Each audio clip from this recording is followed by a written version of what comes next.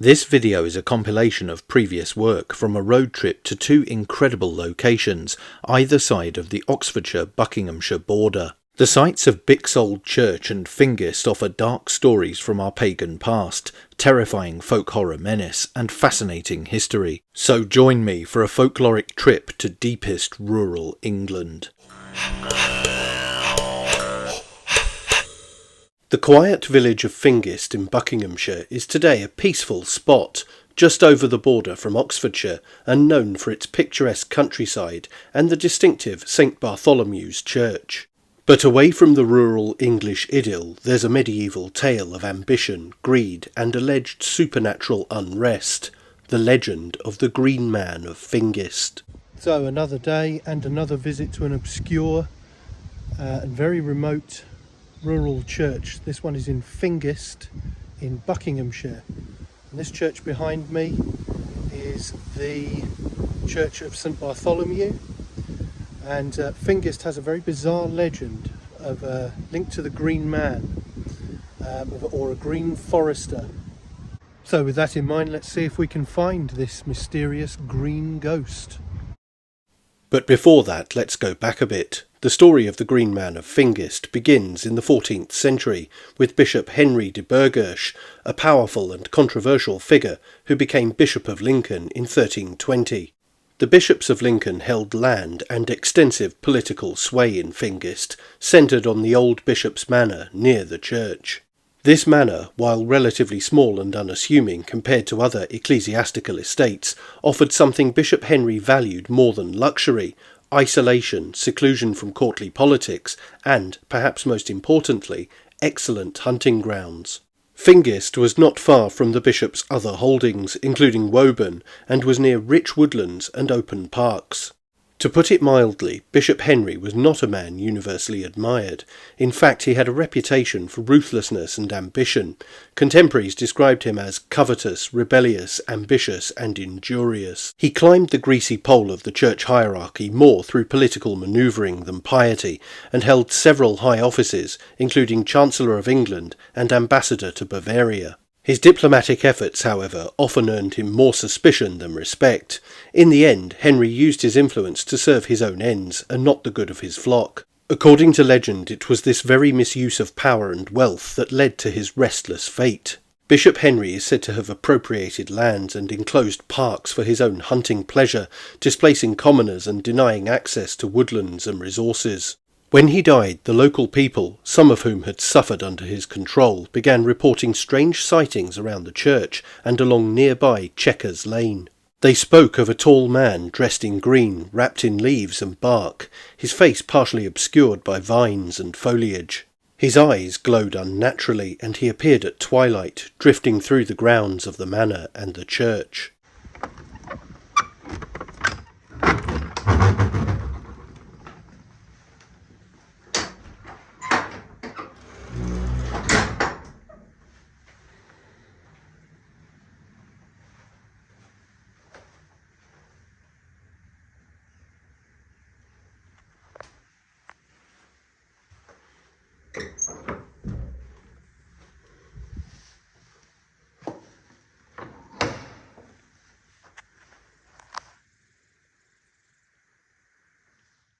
Some claimed he muttered to himself, others that he pleaded with invisible figures. He became known not as Henry de Burghersh, but as the Green Man of Fingest, part ghost, part elemental force, and wholly unnerving. One account, as reported in the book Buckinghamshire Folk Tales, tells of a local man named William Batchelor, who saw the spectre and was so disturbed by it that he brought his story to the ecclesiastical court. There the ghost is said to have spoken through him to say, "As my penance I am compelled to wander, the spirit of this place, the park keeper, until all is made right. Go to Lincoln, tell them it is God's will that the lands be rightfully returned, and in doing so you may save my soul also." Whether this was truly a spectral plea or a product of an overactive imagination, the court took it seriously enough to order the restitution of lands to the local people. Once this was done, the spirit vanished, never seen again by that witness. However, sightings did not cease entirely. Over the centuries, people have reported glimpses of a green-clad figure walking the old lanes of Fingest, particularly near the church and manor ruins. Some call him the Wild Huntsman, an allusion perhaps to Herne the Hunter, the ragged-antlered spectre who Shakespeare has haunting the woodland of Windsor Great Park in The Merry Wives of Windsor. Others say he is a ghost bound to the trees themselves, an unwilling guardian of land taken by force. The merging of Henry's identity with the Green Man archetype is especially significant. The Green Man is a symbol found in stone carvings throughout medieval churches in Britain, a face emerging from leaves, sometimes peaceful, sometimes grotesque. It is widely believed to represent nature's cycles, possibly tied to older pagan beliefs. That a bishop would return as such a figure, one tied to the very land he enclosed and exploited, is a potent irony. It suggests not only divine punishment, but a transformation from bishop to ward of the wild. Today, nothing remains of the bishop's manor at Fingest, but the story survives. Walkers and visitors to the church sometimes speak of an odd silence or a change in the air as evening falls, and some claim to have seen the ghost as recently as the 1980s. And among folklore enthusiasts, the Green Man of Fingest remains one of Buckinghamshire's most unusual legends, a tale where Christian history, feudal power, and older pagan forces collide. It is likely the story of the bishop merged over the centuries with older traditions, particularly his association with that most revered of ancient pursuits, hunting and supernatural huntsmen. And Fingest's real history offers a glimpse of how different cultural traditions have merged over the years. The name Fingest itself is evidence of this syncretism. The name Fingest, recorded between the 11th and 13th centuries as Tinghurst or Tinhurst, is a hybrid of Old Norse and Old English. The first element, ting or tin, comes from the Old Norse word ting, meaning assembly or meeting place, referring to a location where people would gather for legal or political matters. The second element, hurst, is derived from the Old English word hearst, meaning wood or wooded hill. Together, the name Fingest can be interpreted as assembly wood or wooded hill where an assembly was held, suggesting that the site was once a significant gathering place for local governance or communal decision-making. The blend of Norse and Anglo-Saxon elements reflects the cultural interactions in the region during the early medieval period. There is such a wooded hill just outside the village, across a large field that is now home to a flock of bemused-looking sheep. Sadly, or perhaps luckily, I did not encounter the bishop in his verdant foliage, although the silence was broken by a historic aircraft buzzing overhead.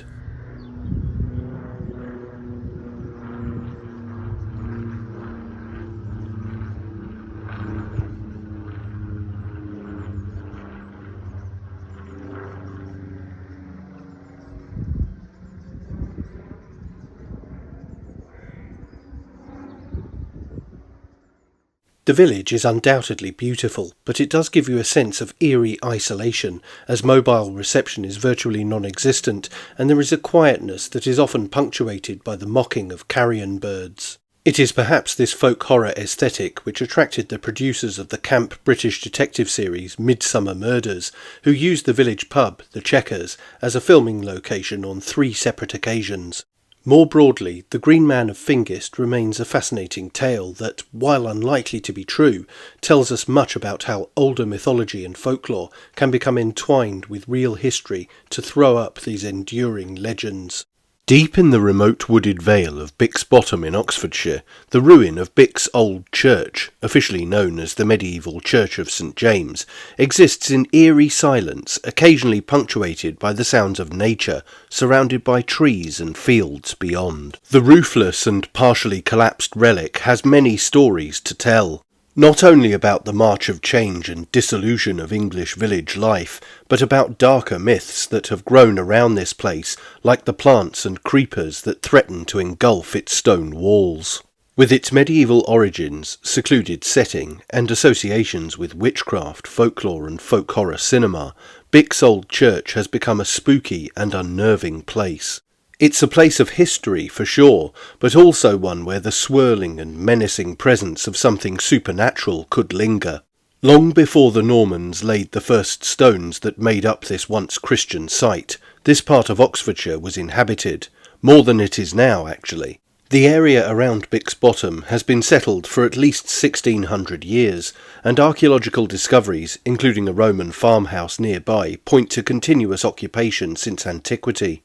The first record of the place name Bix comes from the Anglo-Saxon period, and its etymology is uncertain. Some propose it derives from a name for an evergreen box shrub, or from an Old English word meaning to vow. A Saxon settlement likely occupied the ridge above the valley long before Christianity returned, following a hiatus after the Romans left and Woden and Thunor, Odin and Thor to the Norse, reigned supreme for a time. The road that runs beside Bix Old Church is thought to be very ancient and possibly one of the earliest in the area. It was sometimes known as the Summer Route. Part of the ancient trackway known as Grim's Ditch has also been discovered nearby. The original Norman church, constructed around 1100 to 1200 AD, was a modest but significant structure. It bore the simplicity of its time, with thick stone walls, narrow windows and round arches. Over the centuries Gothic additions were made, with pointed arches that once held long since departed glass windows. The church gradually expanded to accommodate a growing local population, reaching a peak in the early 19th century when the small community had grown, partly due to new roads and the rising population of Bix Brand. But the move towards modernity began to pull people away. By 1874 it was decided to build a new church closer to where people now lived, and St James's in the Valley was officially abandoned in 1875. Without maintenance and deemed a collapse risk, the roof was torn down, windows eventually shattered, and the building was just left to the elements. From this point, Bix Old Church entered its long slumber, a period marked by decay, curious visitors, and, increasingly, an air of mystery. The ruins attracted walkers and heritage fans, but also those with interests that were more esoteric and, allegedly, downright diabolical. In the early 20th century, as interest in folklore and the occult grew, the site was rumoured to have been used for pagan, satanic or witchcraft rituals.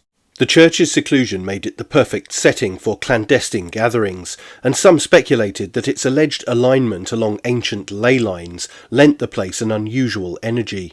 These ley lines are a particularly potent aspect of the church's folk mystique. According to proponents of earth energy theory and landscape mysticism, Bix Old Church sits on a powerful alignment of spiritual significance that stretches across the southern English landscape. This particular line is said to pass through an ancient earthwork in Chesham and the Norman ruins of Berkhamsted Castle in Hertfordshire, and have associations with faraway Glastonbury, one of the most mythic sites in Britain. This alignment forms part of a broader geomantic tradition, suggesting a hidden network of prehistoric energy currents embedded in the land, linking key sites of spiritual and historical resonance. Some have claimed that the siting of the original Norman church was no accident. In this view, early Christian builders deliberately positioned churches on top of older pagan places of worship, an attempt to co-opt older energies and assert religious dominance.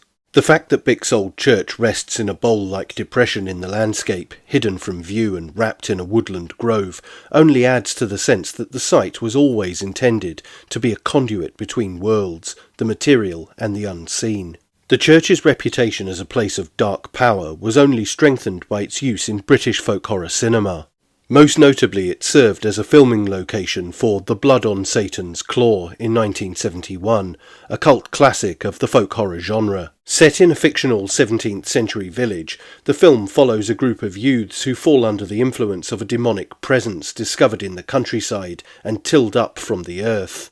The crumbling church plays a powerful role in the film, embodying the collapse of religious order and the return of pre-Christian chaotic forces. Its use in the film has helped fix Bix Old Church in the imagination of those who know it as a place of malevolent energy. Over the decades, numerous visitors have reported eerie experiences, sensations of being watched, sudden drops in temperature, fleeting shadows between the trees. Some have also claimed to hear whispering voices and other unnerving sounds. These accounts have contributed to the site's aura of the uncanny. There are darker rumours still of animal remains found in the 1960s and 70s, of crude altars built using the ruins, and of occult symbols carved into the stone. Whether these were the remnants of genuine ritual activity or the work of teenage horror tourists is unclear, But in either case they reinforced the church's status as a locus of rural unease, when, genre-wise, that kind of thing was all the rage, as it is again now. But the story of Bick's old church does not end with decay and collapse. In recent years it has become the focus of renewed interest, not from would-be occultists, but from Christian observers and conservationists looking to save the building's soul. Perhaps in a tacit attempt to wrest the site from the real or perceived forces of darkness and reclaim it as a sacred space, the Bix and Assendham Parish Council, with support from Historic England and the National Lottery Heritage Fund, initiated a restoration project. And it did not end with the shoring up of the crumbling walls. The surrounding vegetation was cleared and interpretive signs installed, offering visitors historical context as well as architectural insights. The information board now displayed on site notes the medieval features still visible, from Norman window arches to a 14th century chancel wall. It also details the reintroduction of Christian services at the site. Open-air worship and community gatherings have taken place within the ruins, bringing new spiritual life to a place long associated with abandonment and decline. This reclamation is clearly something more than symbolic. In the landscape of folk horror, the decaying church is often a metaphor for the failure of Christian order in the face of older, wilder forces. By reintroducing regular worship and community presence, the people of Bix have, in effect, challenged that narrative, a narrative they were apparently none too pleased with. But despite this newfound role, Bix Old Church feels like a liminal and creepy place. So I had an oddly disturbed feeling about coming here. I don't know why. I think it's because I just recently watched The Blood on Satan's Claw, and now I'm standing in where some of the most horrific scenes from that were filmed. But yeah, I had a sort of sense of trepidation and dread, really, which I've not normally had, and I've visited a lot of sites that have quite gruesome history, a gruesome real history as well, not one from a fictional folk horror film. But then I walked into this part of the church. Sorry, my churchill geography is probably not as good as it should be. And yeah, this is a particularly oppressive little space, even though obviously it's open to the air and there are windows which there are no glass in. This small little part feels quite claustrophobic and strange. It's an odd feeling. I can't really describe it. But yeah, interesting place to visit. I even used an app called GhostTube to see if I was not alone. I'm not sure how successful an app would be in detecting undead spectres, but here are the results anyway.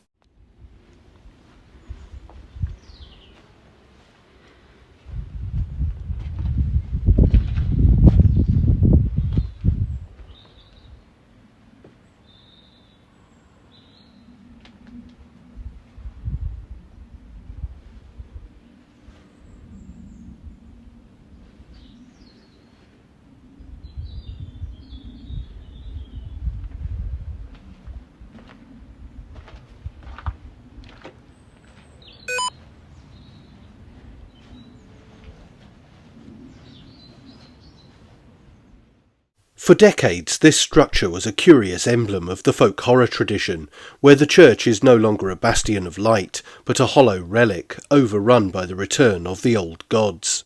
And as you can see, it's certainly taken a battering down the centuries.